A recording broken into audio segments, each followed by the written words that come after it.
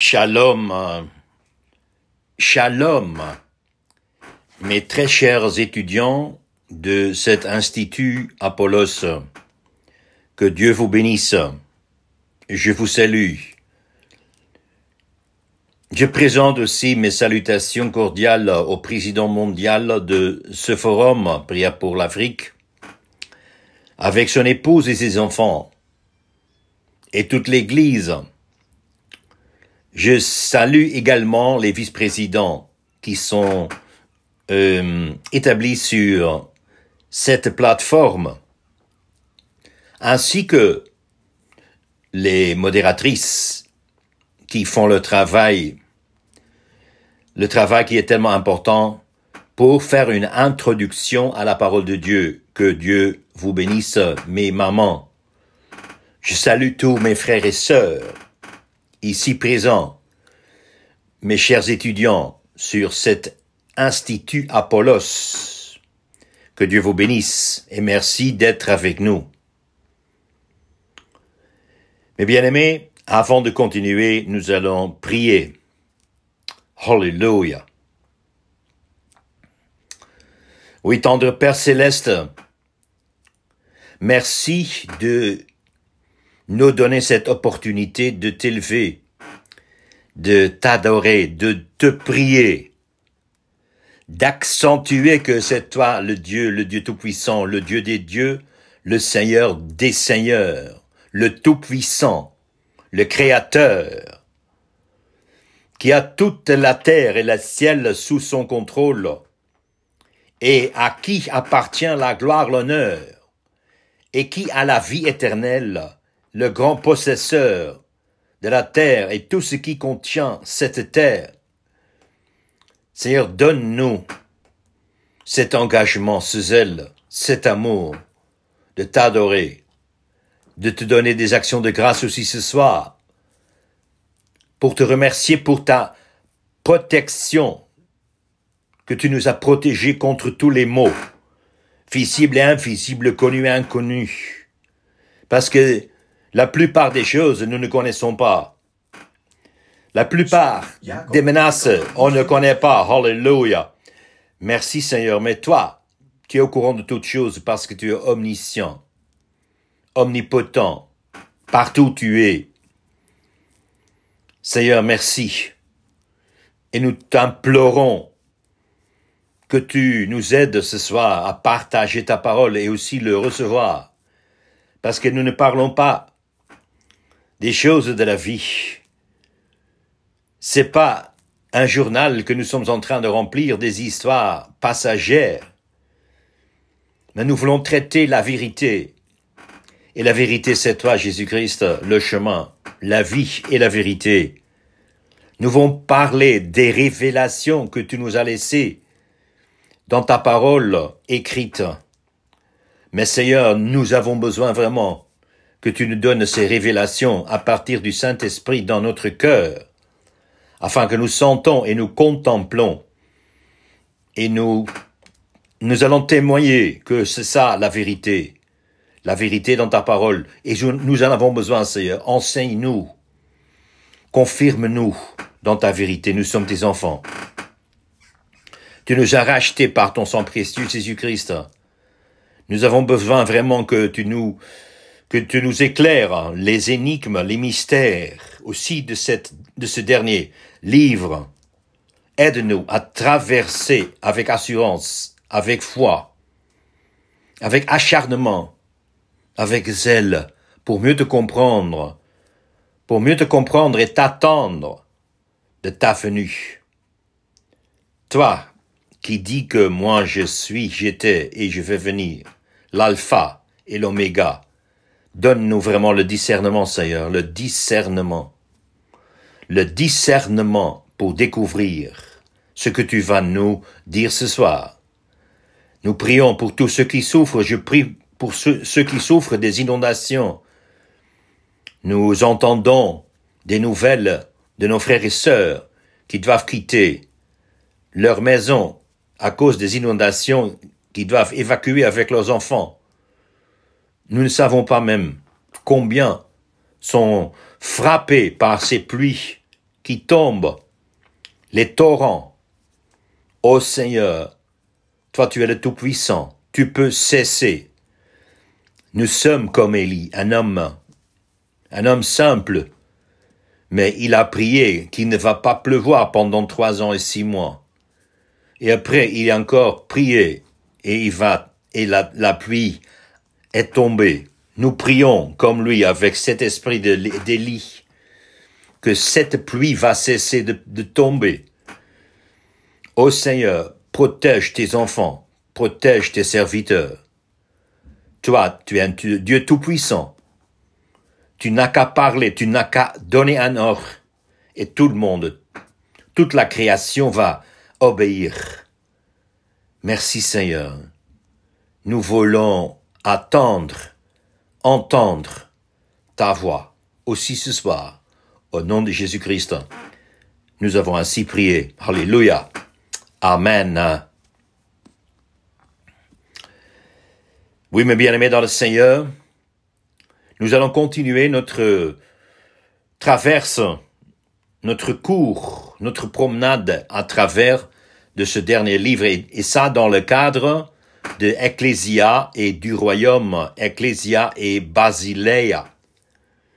Et ce dernier point, la fin de ce Basileia, nous allons l'écouter à travers de ce dernier livre qui traite surtout les choses à venir. Les choses à venir avec ce monde, les choses à venir avec le royaume de Dieu. Et nous allons écouter encore la voix de l'Éternel qui va nous parler ce soir. Parce que c'est toi qui nous parles, Seigneur, basé sur ta parole.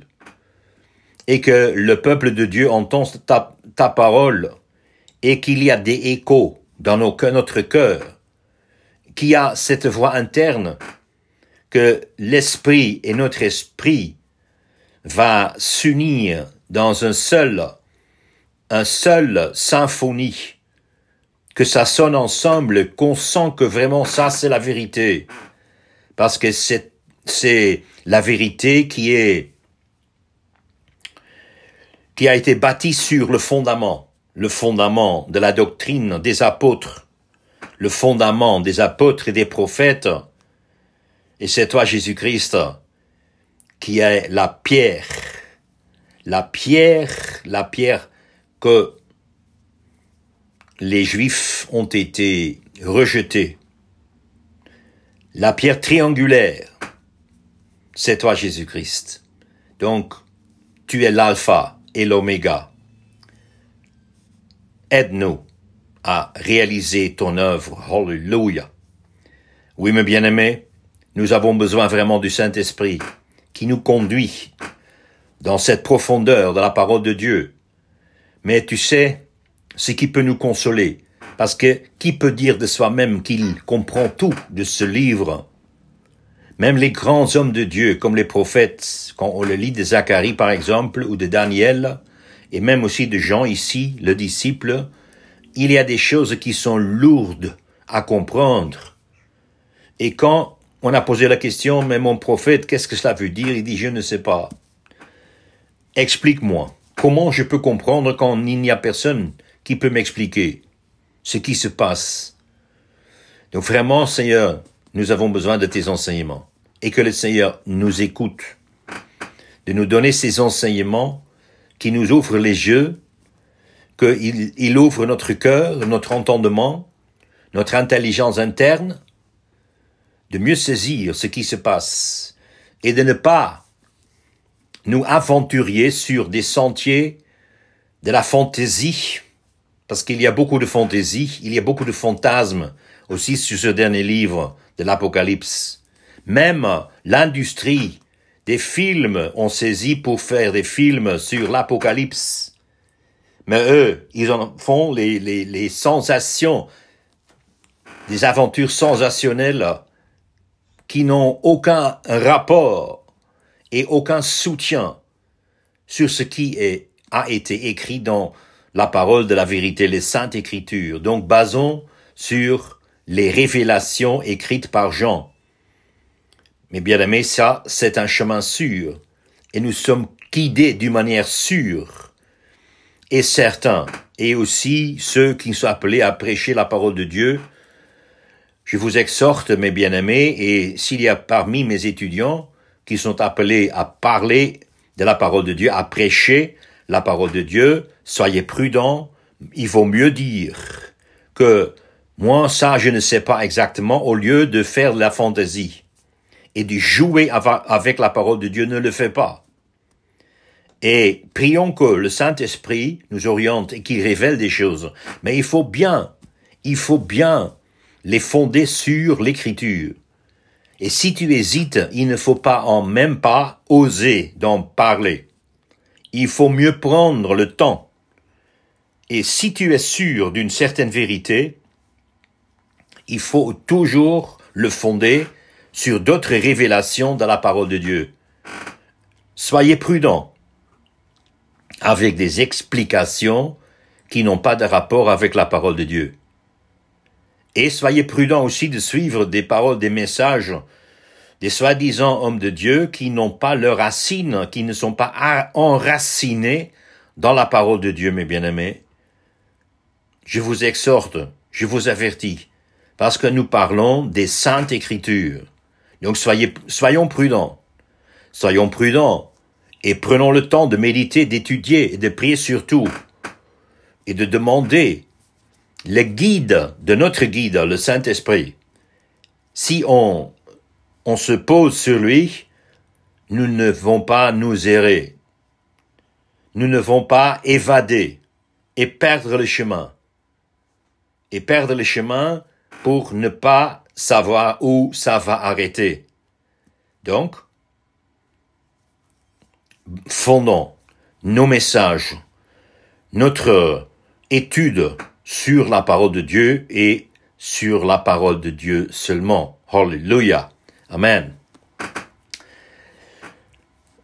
Dans le message précédent, j'ai commencé à donner une introduction et je vous ai présenté quelques détails de ce dernier livre, l'Apocalypse, Révélation.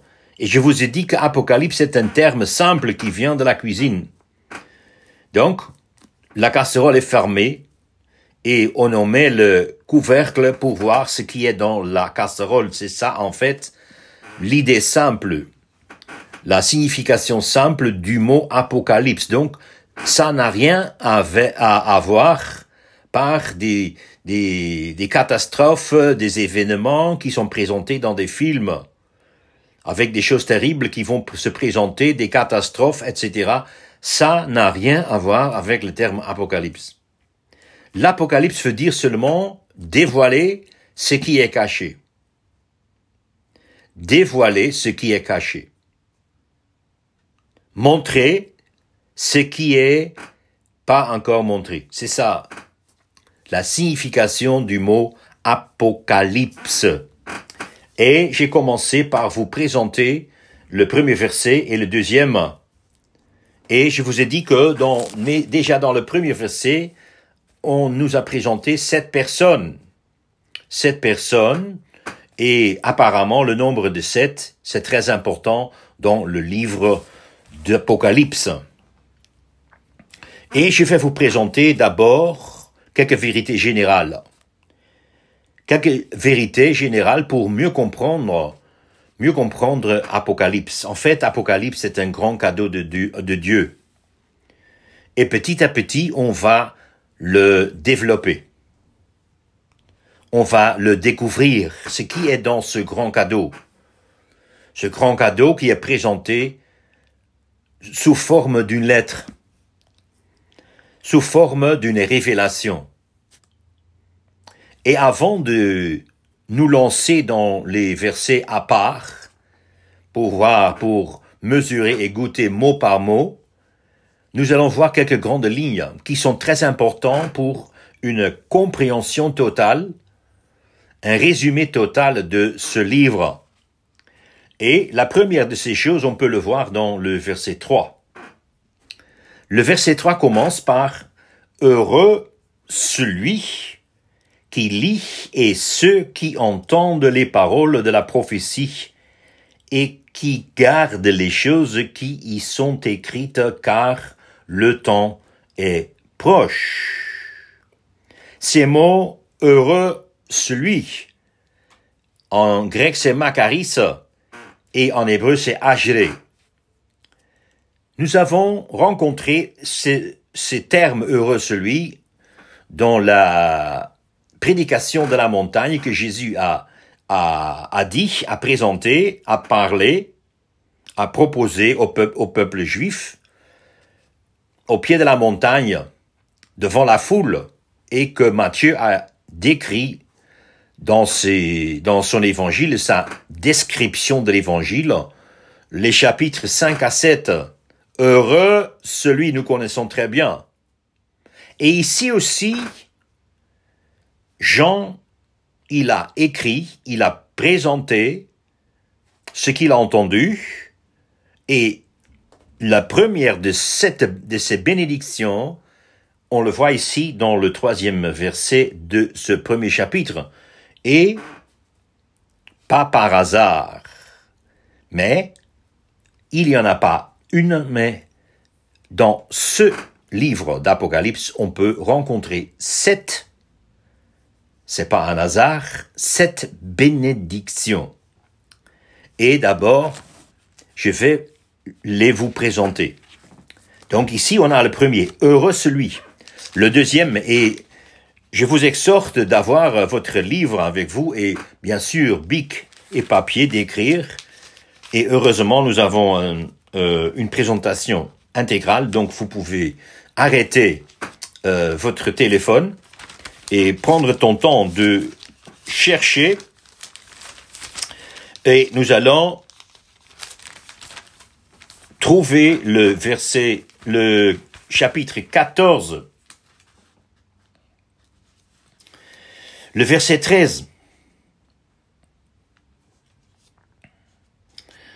Et on lit dans ce verset 13 dans le chapitre 14, « Et j'entendis du ciel une voix qui disait, écris. » Et voilà, qu'est-ce qu'il doit écrire?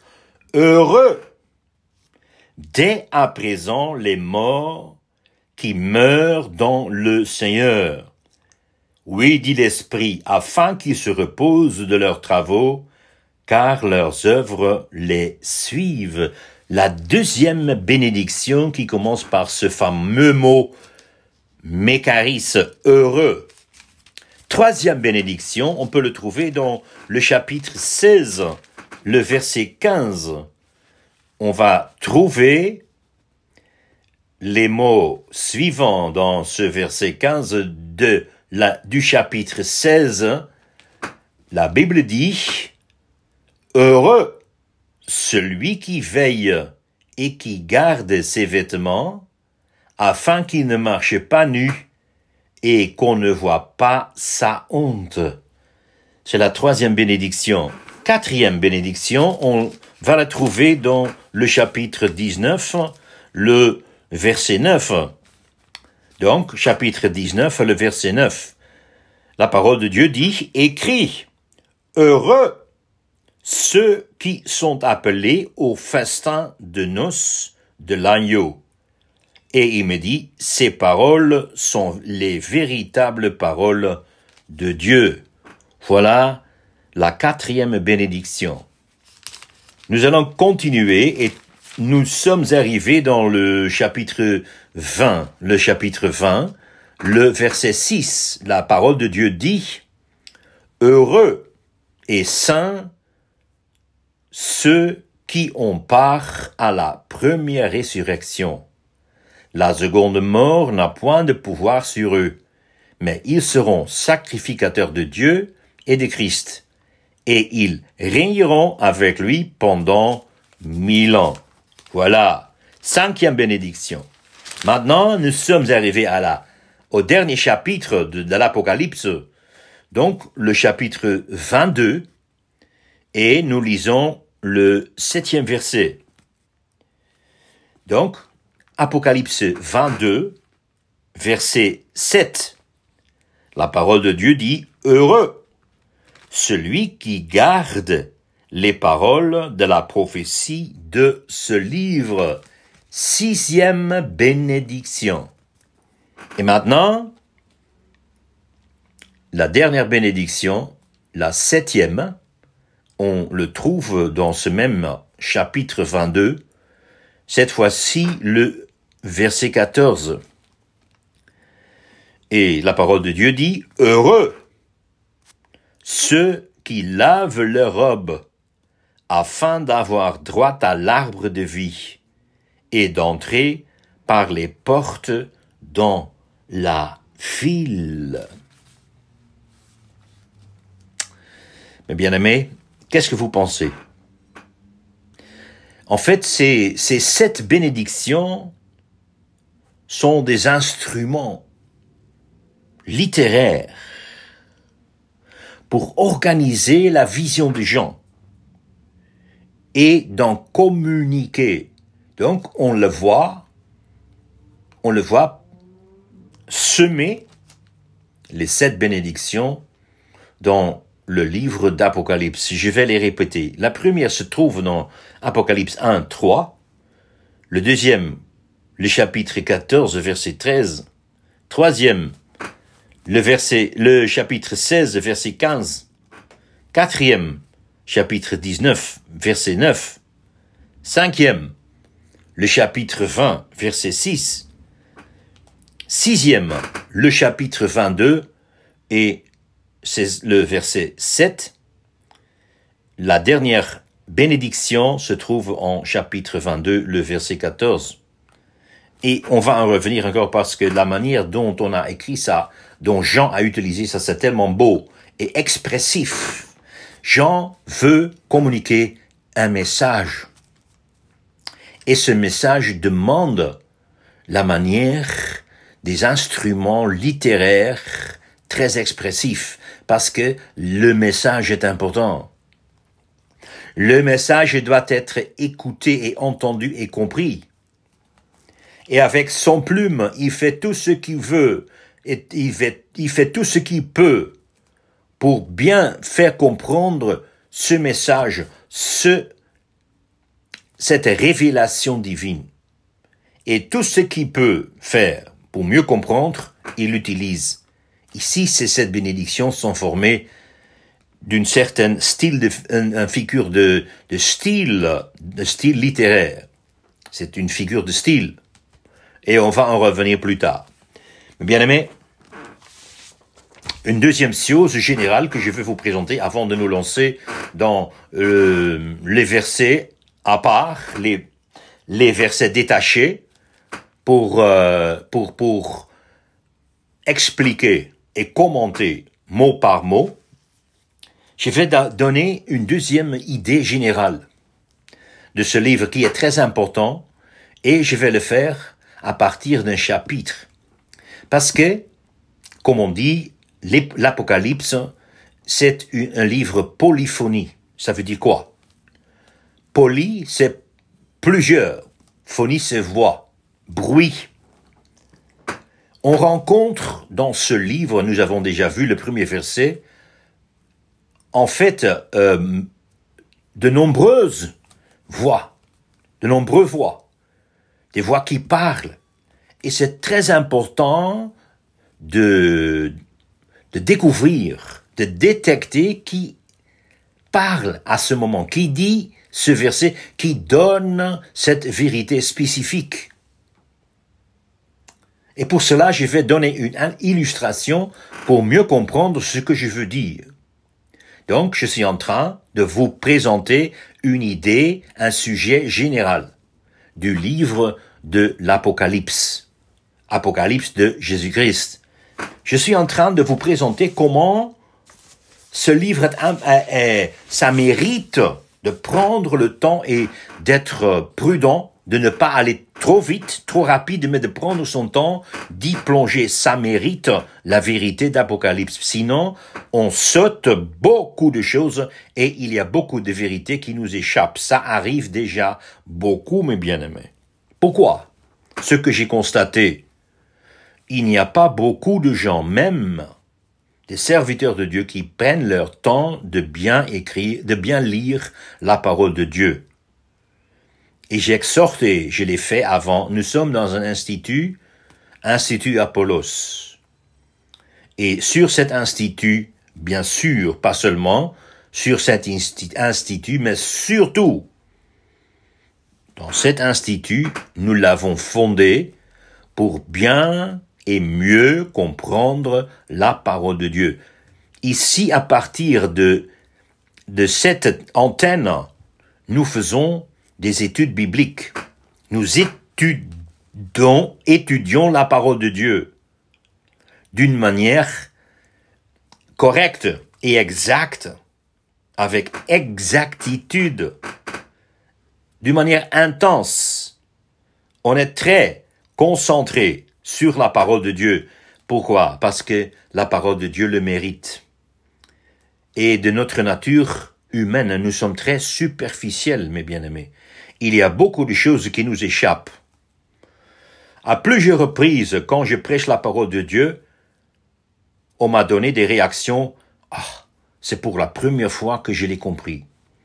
C'est pour la première fois que je l'ai entendu. Ça, je n'ai jamais entendu. Ça, etc., etc. Mais quand même, c'est simplement écrit dans la parole de Dieu. Sauf, on n'a pas fait attention. Parce que on ne prend pas son temps. On ne prend pas son temps de lire, d'étudier. On est trop occupé ou on n'a même pas d'intérêt. Il n'y a pas la faim. Il n'y a pas la soif pour manger la parole de Dieu. Et puis, en fait, on est trop pris par autre chose. On est fainéant. On n'est pas appliqué. On n'a pas le zèle. Et ici, j'exhorte mes étudiants d'avoir le zèle. Pas seulement maintenant, mais toujours, chaque jour. Si tu es appelé pour prêcher la parole de Dieu doit être ton manuel que tu as sous portée de main. Et il faut y étudier tous les jours. Et aussi apprendre les textes bibliques par cœur, afin que comme Apollos, il était puissant dans la parole de Dieu. C'est un homme puissant dans la parole de Dieu. Et comment tu deviens puissant dans la parole de Dieu? Tu deviens puissant dans la parole de Dieu quand tu y lis, quand tu y étudies, tu médites, tu es dans la prière, tu supplies pour avoir des révélations par le Saint-Esprit. En fait, de plus que tu es familiarisé par la parole de Dieu, de plus que tu vas comprendre. Et Paul, il a prié pour l'église à Philippi, que les fidèles font augmenter en amour, que leur amour augmente pour le Seigneur, et il dit, je veux le voir quand votre connaissance va grandir. Votre connaissance de la parole de Dieu va grandir. Parce que de plus que tu es avec quelqu'un, de plus que tu es lié avec quelqu'un, tu parles avec quelqu'un, tu fréquentes avec quelqu'un, de plus que tu vas connaître de cette personne. Et de plus que tu es éloigné de cette personne, de moins que tu connais. Tu ne connais rien de sa vie parce que tu n'es pas proche. Mon frère, ma sœur, une question ce soir. Quelle est votre distance de la parole de Dieu? Est-ce que la parole de Dieu est tout près? Est-ce que tu manges chaque jour la parole de Dieu? Est-ce que vraiment la parole de Dieu est votre nourriture, nuit et jour? Comme ça, tu es en train d'y fonder, de profonder votre connaissance. Ça, c'est très important. Comme tu n'es pas une feuille qui bouge avec le vent, mais que tu es stable. Est-ce que vous êtes vraiment un croyant stable dans la parole de Dieu? Vous connaissez la parole de Dieu. Connaître, ça veut dire une connaissance profonde. Le texte que je viens de citer, c'est tiré de Philippiens 1. Paul dit, je vais prier afin que ton amour va augmenter et que ça va montrer en epignosis. C'est le grec qui dit ça. Epignosis. Gnosis, c'est connaissance. Et puis, c'est la connaissance approfondie.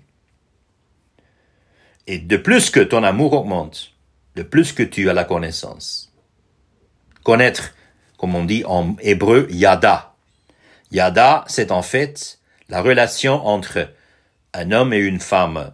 En fait, ce sont des relations sexuelles. Quand l'homme et la femme deviennent une seule chair, on se connaît.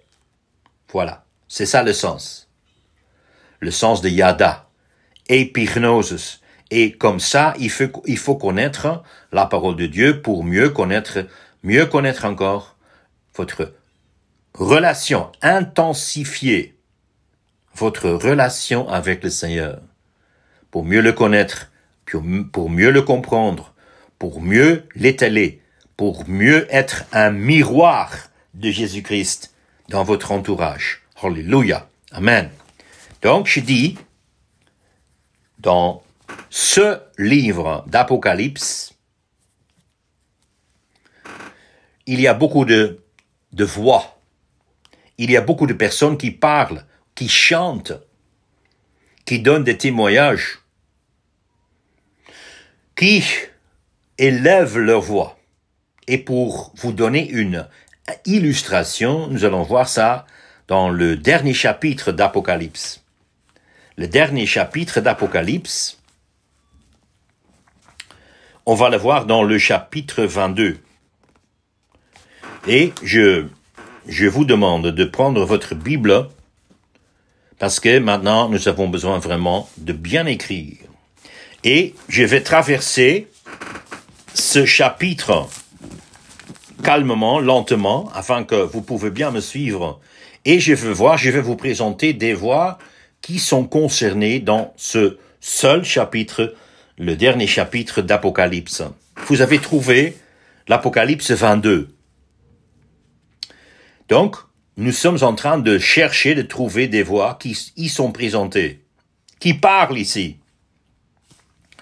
Et je peux vous dire déjà, d'à partir le verset 8 jusqu'à 21, on va trouver 11 personnes. On va trouver 11 personnes qui nous sont présentées. Nous commençons. D'abord, le verset 8. Et si vous pouvez écrire ou tu prends un crayon et tu peux mettre un trait sous ce que je vous ai présenté. Donc, la première personne qu'on va rencontrer, c'est le verset 8. Et la Bible dit, c'est moi, Jean, qui ai entendu et vu ces choses. Et quand j'eus entendu et vu, je tombais aux pieds de l'ange. Donc, ici, c'est Jean, d'abord. La deuxième personne, c'est l'ange. On voit à la fin du verset 8, et il va parler parce que Jean tombait aux pieds de l'ange pour l'adorer. Mais qu'est-ce que l'ange dit dans le verset 9? Mais il me dit. Donc c'est l'ange, c'est la deuxième personne qui parle. La troisième, on va la trouver dans le verset 12. Et moi, j'ai une Bible française et il y a des versets en rouge. Je ne sais pas si vous connaissez cette Bible. C'est la Sainte Bible d'Alliance biblique universelle. C'est traduite après les textes originaux hébreux et par Louis II. Édition revue avec référence. Et tout ce que Jésus a dit, on l'a mis en rouge.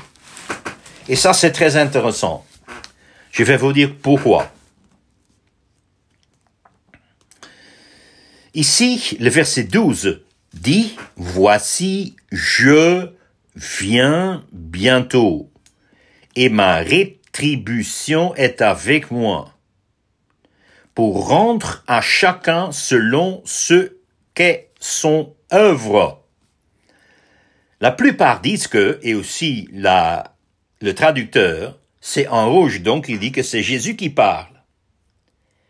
Voici, je viens bientôt. Mais quand on traverse tout ce livre, on va découvrir encore plus que c'est possible aussi Dieu lui-même qui parle. Donc le Père.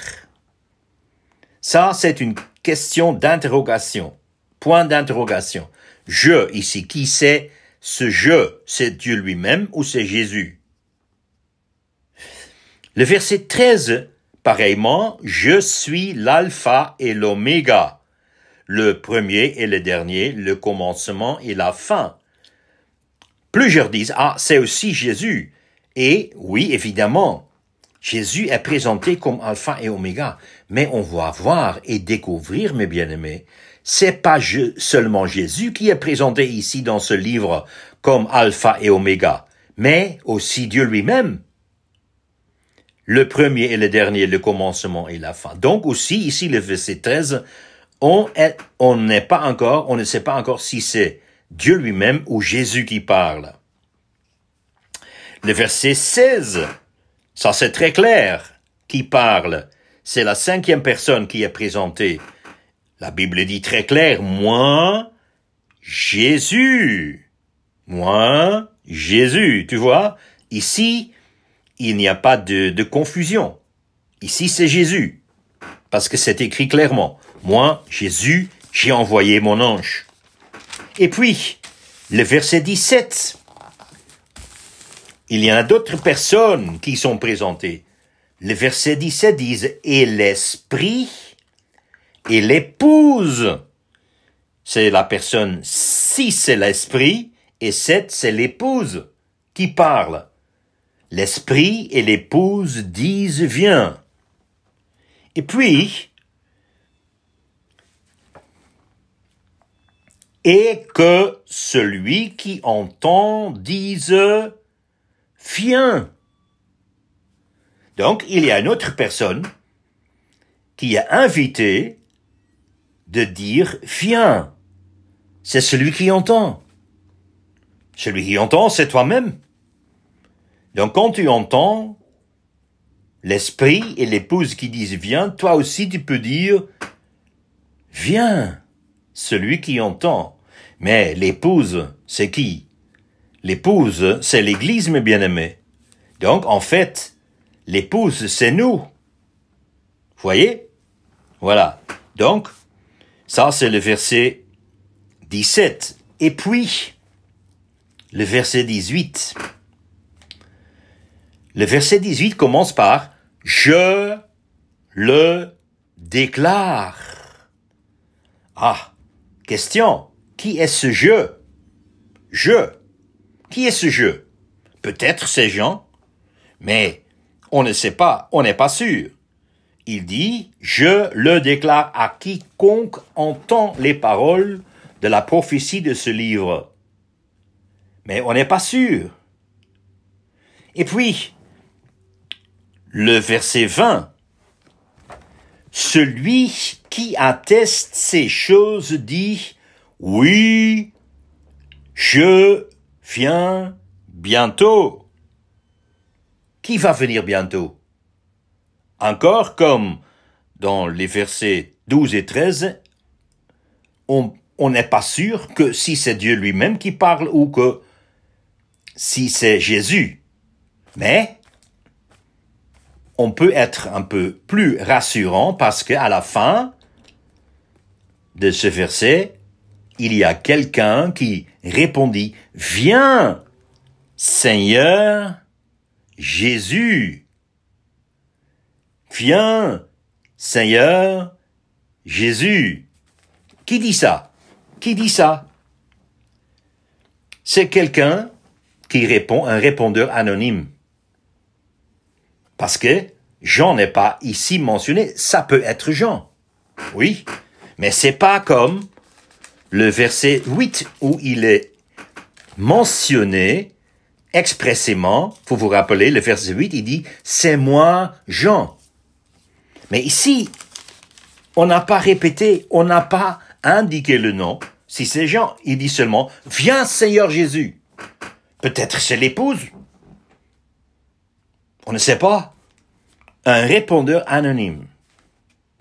Et le verset 21, c'est qui dit que la grâce du Seigneur Jésus soit avec tous. Ça, on ne sait pas non plus. C'est qui? Peut-être c'est Jean. Oui, peut-être. Mais on n'est pas sûr parce que la Bible ne dit pas. Jean dit que la grâce du Seigneur Jésus soit avec nous. Donc, ça, c'est une illustration qu'il faut très bien réfléchir et lire ce qui est écrit et ce qui n'est pas écrit dans ce livre et qui est présenté comme une lettre. J'espère que vous me comprenez, mes bien-aimés. D'accord. OK? Maintenant, nous allons retrouver le premier chapitre. Et nous allons continuer notre commentaire. Verset par verset, parole ou groupe de paroles par parole. Nous avons déjà lu « Heureux celui ». Asher he asher. Heureux celui qui lit et ceux qui entendent les paroles de la prophétie et qui gardent les choses qui y sont écrites, car le temps est proche. Qui sont heureux? Celui qui lit et ceux qui entendent sont heureux. Et qu'est-ce qu'il lit et qu'est-ce qu'il entend? Les paroles de la prophétie. Les paroles de la prophétie. Donc ici maintenant, la révélation est présentée sous une prophétie. Les paroles d'une prophétie. Une révélation, c'est autre chose qu'une prophétie. Ça peut être synonyme, révélation, prophétie. Une prophétie peut être révélée. Mais pas toutes les révélations sont des prophéties. Mais un prophète, c'est qui? C'est quelle personne? Dans l'Ancien Testament, ce sont des personnes qui révèlent des choses cachées. Ainsi dit l'Éternel. Et l'Ancien Testament dit que je ne fais rien sans que mes serviteurs, les prophètes, sont informés. C'est écrit dans les prophètes. Donc, un prophète, dans l'Ancien Testament, c'est quelqu'un qui dévoile l'avenir. Souvent. Ainsi dit l'Éternel. Et tu peux séparer un vrai prophète d'un faux prophète que ce que le vrai prophète prophétise, ça va arriver. Mais souvent, on ne pouvait pas contrôler le contenu du message parce que c'est vraiment dans un avenir un peu loin. Mais le prophète, dans le Nouveau Testament, oui aussi, il peut avoir des révélations pour prophétiser ce qui va arriver. Et ici, mes bien-aimés, nous parlons des 5 ministères maintenant, parce que le prophète fait partie des 5 ministères, l'apôtre, le prophète, l'évangéliste, le pasteur et le docteur ou le professeur. Et ça c'est un terrain sensible.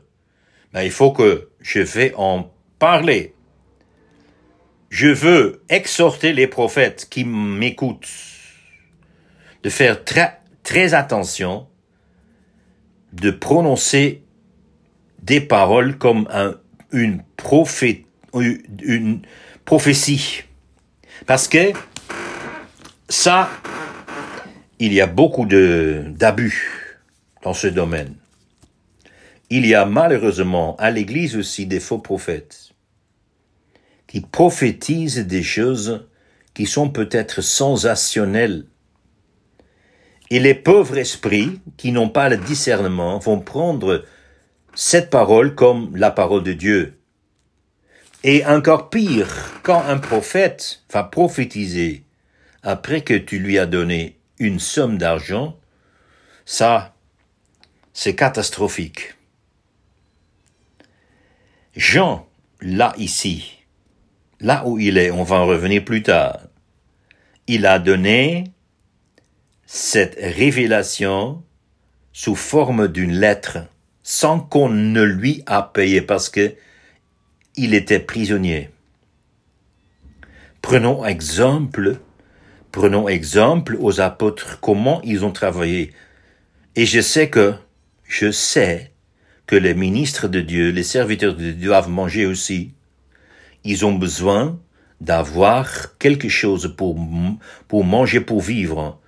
Mais ça ici, c'est un terrain à part. Je ne dis pas que c'est pas important. Bien sûr, c'est important. Mais maintenant, je veux souligner l'importance que le prophète soit intègre. L'intégrité dans l'église, dans le basileia, les 5 ministères, et que le prophète ne travaille pas seul. Que le prophète travaille en groupe et qu'il laisse contrôler ce qui est en train de prophétiser. Que ça peut être contrôlé. Sinon, il y a des dérivations, des abus, des dérapages, et on fait des victimes. Parce que quand on est en train de prophétiser et la parole qu'on a prononcée n'arrive pas, on est en train de criminaliser, de victimiser des personnes, des âmes qui n'ont pas le discernement. On peut les toucher et on peut les blesser moralement et spirituellement. Je suis touché maintenant, mes bien-aimés, et je sens que le Seigneur me pousse de présenter des avertissements pour les soi-disant prophètes qui ne sont pas de vrais prophètes. Si tu es un vrai prophète, d'abord, tu es très humble. Tu as une vie dans la justice. Personne te connaît comme un homme intègre, une femme intègre. Tu ne le fais pas pour avoir une position à l'église, pour te faire semblant, pour te présenter. Tu m'as vu. Tu ne vas pas prendre une place, un trône, mais tu restes dans l'humilité comme les prophètes. Et tu vas dire la vérité. Malgré que tu es placé devant une grande personne, devant le pasteur, n'importe qui et n'importe comment, mais tu vas toujours dire la vérité, ainsi dit l'Éternel, comme Jean l'a fait. Mais bien-aimés dans le Seigneur, ici, c'est les paroles de la prophétie, c'est Jean lui-même qui l'a reçu de Jésus, le grand prophète qui n'a jamais menti. Il n'y a pas de mensonge sur sa langue, c'est lui la vérité. Et la vérité ne peut que donner la vérité. Mais nous, en tant qu'êtres humains, nous pouvons changer la vérité en mensonge ou demi-mensonge, un peu de vérité. Quelques grains de vérité mêlés avec des mensonges, et c'est pire encore. Nous avons vraiment besoin de l'esprit de discernement. Est-ce que ça c'est vraiment basé sur la parole de Dieu? Et surtout, si quelqu'un prophétise des paroles trop directes et trop personnelles, par exemple, dans un mois, tu vas avoir une maison, une voiture, tu vas avoir ça, ça et ça. Et surtout, quand on va te promettre des choses physiques, il faut être très prudent. C'est rare.